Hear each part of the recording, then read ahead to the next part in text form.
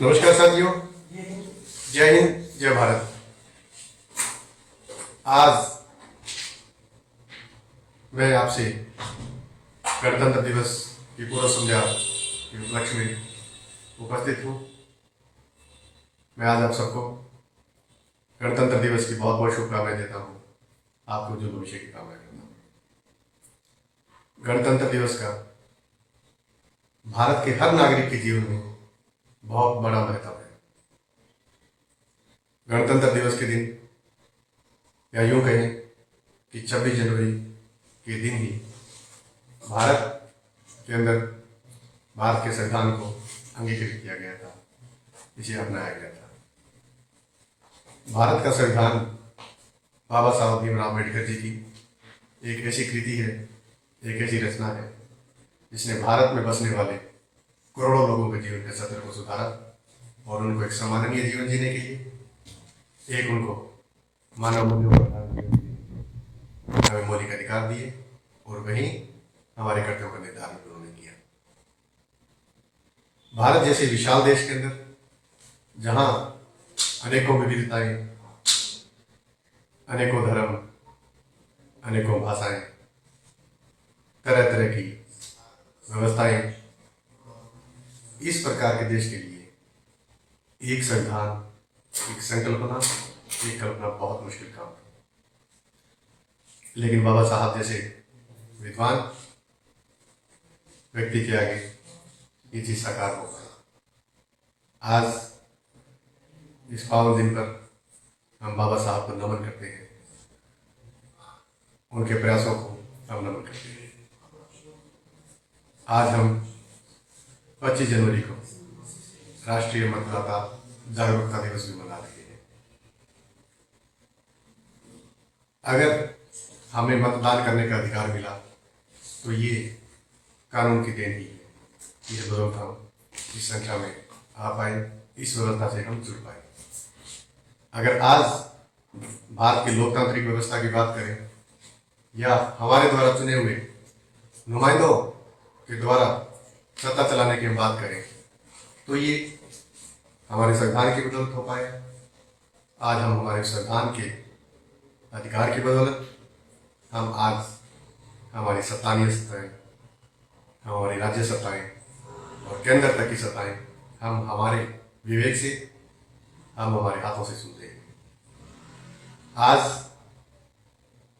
की हम बात करें, हम देश की आज़ादी के समय की बात करें तो हमने अब तक का एक लंबा सफर तय किया है। हमें आज़ाद हुए 73 साल से ज़्यादा का वक्त हो गया और भारत का संविधान लागू हुए 70 साल हमने पूरे कर लिए।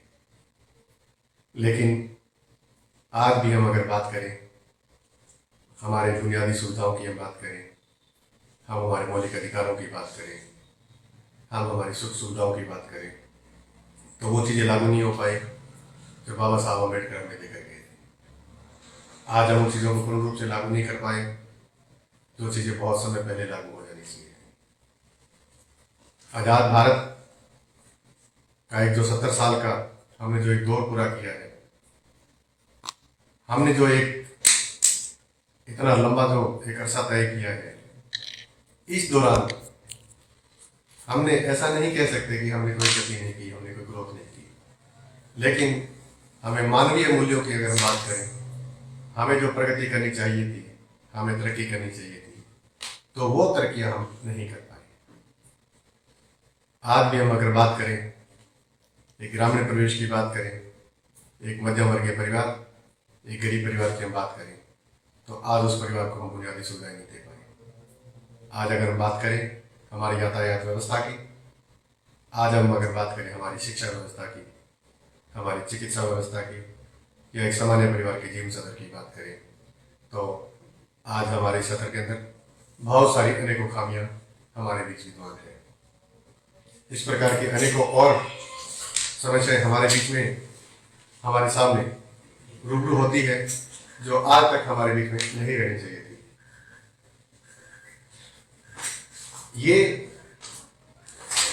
क्यों हुआ, इसकी व्यवस्थाएं क्या रही कि आजादी के 70 साल बाद भी संविधान लागू होने के 70 साल बाद भी हम हमारे देश के नागरिकों को वो हक नहीं दे पाए। हम हमारे सम्माननीय नागरिकों को, हम हमारे देशवासियों को आज तक पीने का पानी नहीं दे पाए, हम उन्हें बिजली तक नहीं दे पाए। आज हम उन गरीब परिवारों को शिक्षा नहीं दे पाए, उस गरीब परिवारों को आज हम पोषण नहीं दे पाए। तो ये आज एक लंबा सफर जो हमने तय किया है, आज तक ये संभव क्यों नहीं हो पाया? तो मेरा व्यक्तिगत मानना है, और मैं एक कानून का विद्यार्थी भी रहा हूं, तो कानून के अगर लिहाज से मैं बात करूं तो मुझे ऐसा लगता है कि हमने जिन जनप्रतिनिधियों को कमान दी, हमने जिन जिन जनप्रतिनिधियों को आज तक हमने चुना, बहुत सारे जनप्रतिनिधि अपनी जिम्मेवारियों को ठीक तरीके से निभा नहीं पाए।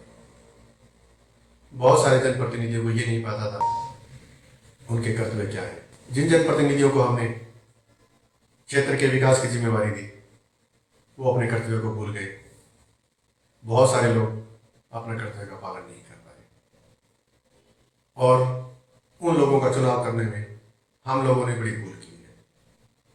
अक्सर 5 साल के दौरान जब चुनाव आते हैं तो हमारे सामने जाति पाति की बातें हमारे सामने आती है, क्षेत्रवाद की बातें हमारे सामने आती है, बाहुबल हम पर हावी होता है, धन बल का प्रयोग अंधाधुंध तरीके से किया जाता है, हम अपना एक यूज करते रह जाते हैं। आज तक जब वोटों को देने की हम बात करें तो आप अपने आंतरिक मन में जाकर ये देखिए कि वोट देते समय क्या हमने कभी ऐसे आदमी को वोट दिया जो हमारे लिए हो, देश के विकास के लिए हो, या जो हमारी समस्या को हल करवाने की क्षमता रखता हो, या कोई पढ़ा लिखा आदमी हो। हमने ऐसे ऐसे लोगों को वोट दिया जो हमारी जात बिरादरी से जुड़ा हो, हमारे क्षेत्र से जुड़ा आदमी हो, या हमारी जान पहचान का हो। पिछले कुछ चुनाव से एक ऐसा कल्चर भी हमने डेवलप कर लिया कि धन बल का प्रयोग से प्रभावित होकर भी हमने हमारे जनप्रतिनिधियों का चुनाव किया है। वोट एक ऐसी चीज नहीं थी कि हम उसको अपनों में बांट दें। कोई ऐसी मूंगफलियां, कोई ऐसी रेवड़ियां नहीं थी कि वो अपने बच्चों के बीच में जो जानकार लोग हैं उन लोगों को दी जाए। वोट एक ऐसी ताकत है हमारी, वोट एक ऐसी ताकत थी जिसके बलबूते पर देश का विकास होना था, उसके बलबूते पर देश का विकास होना भी है। तो हमें ऐसे ऐसे लोगों को चुनाव में लेकर आना चाहिए था, और लेकर आना भी चाहिए, जो हमारे हकों की बात करने वाला हो, वो हमारे लिए लड़ने वाला आदमी होना चाहिए। एक ऐसा आदमी जो पढ़ा लिखा हो, जो कानूनी भाषा को समझता हो, हमारे हकों के लिए कहीं भी किसी भी सतह पर जाकर हमारे काम करवाने की क्षमता रखता हो।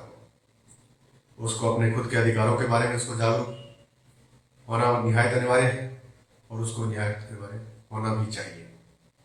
हमें वोट के समय ऐसे ऐसे लोगों का चुनाव करना चाहिए जो शिक्षा के लिए काम करें, गरीबी के खिलाफ वो लोग काम करें, बेरोजगारी के लिए वो लोग लड़े, और हम सबको एक सम्मानजनक जीवन देने के लिए वो हर संभव प्रयास करें जो भारत के संविधान ने हमें मौलिक अधिकार और कर्तव्य दिए। आज गणतंत्र दिवस की पूर्व संध्या पर मैं मेरे युवा साथियों से, बुजुर्गों से निवेदन करता हूं कि संविधान की असल प्रस्तावना और उसकी संरचना के आधारभूतों की रचना की हम बात करें तो हमें उसको बचाए रखने के लिए, उनको बनाए रखने के लिए हमें हमारे जनप्रतिनिधियों का ठीक तरीके से चुनाव करना होगा।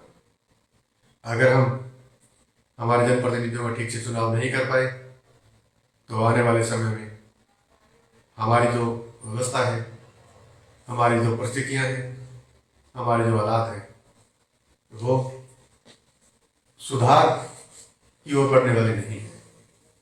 अब तक की जो व्यवस्था रही है उसको दरकिनार नहीं किया जा सकता, उसको सिरे से नकारा नहीं जा सकता, लेकिन जितना काम होना चाहिए था उतना नहीं हो पाया है।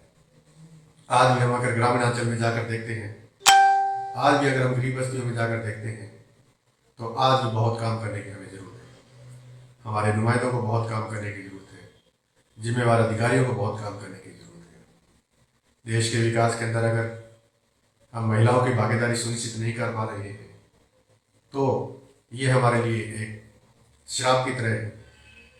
देश के अंदर महिलाओं की 50% की हिस्सेदारी है। उन 50% महिलाओं में से कितने की ऐसी महिलाएं हैं, या कितने प्रतिशत महिलाएं हैं जो देश विकास के अंदर योगदान दे रही है? उन 50% महिलाओं में ऐसी कितनी बच्चियां हैं जो आज पूर्ण रूप से शिक्षा ले पा रही हो, या उनमें से कितनी ऐसी बच्चियां हैं जो पोषण युक्त आहार ले पा रही होगी, एक सम्मानजनक जीवन जी रही होगी। मैं आज नमन करता हूं बाबा साहब भीमराव अम्बेडकर को, जिन्होंने हमें एक शानदार एक ऐसी कानून की किताब दी, हमारे लिए एक ऐसी व्यवस्था की, जिसकी बदौलत आज हम एक सम्मानजनक जीवन जी रहे हैं। आज गणतंत्र दिवस की पूर्व संध्या पर मैं नमन करता हूँ देश के उन वीर जवानों को, उन आज़ादी के परवानों को, जिन्होंने भारत को आज़ाद करने के लिए, भारत को एक गणराज्य बनाने के लिए अपने प्राणों की आहुतियाँ दी थी, अपने जीवन, अपना परिवार हम सब के लिए कुर्बान कर दिया। आज हम नमन करते हैं उन कोरोना योद्धाओं को, जिन्होंने एक वैश्विक महामारी के बीच हम सब की रक्षा करते हुए अपने जीवन को खतरे में डाला और अपने प्राणों की आहुति भी दे दी। आज हम नमन करते हैं उन किसानों को, जिन्होंने हमारे बच्चों की रक्षा के लिए, हमारी सुरक्षा के लिए, हमारे उज्जवल भविष्य के लिए अपने प्राणों की आहुति दे दी, शहीद हो गए। आज हम नमन करते हैं उन वीरों को जो किसानों के हकों के लिए, पूरे देश के हकों के लिए पिछले 7 दिनों से दिल्ली बॉर्डर पर इन सर्द हवाओं के बीच लड़ाई लड़ रहे हैं।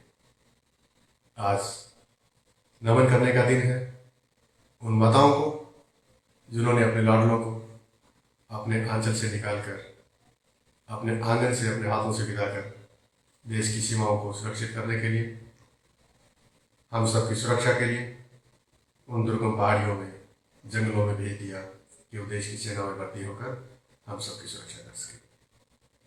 मैं आज गणतंत्र दिवस की पूर्व संध्या पर पूरे देशवासियों को पुनः बहुत बहुत शुभकामनाएं देता हूँ, आपको बधाई देता हूँ। और आइए आज हम एक प्रण करते हैं, एक संकल्प लें कि हम देश की समृद्धि के लिए, देश के विकास के लिए, हम हमारे परिवार के लिए, हम समाज के लिए, हम समय के लिए बेहतरीन तरीके से काम करेंगे, और हम कोई ऐसा काम नहीं करेंगे जिसकी बदौलत हमारे समाज को, हमारे देश को या हमारे परिवार को कई शर्मिंदगी का सामना करना पड़े।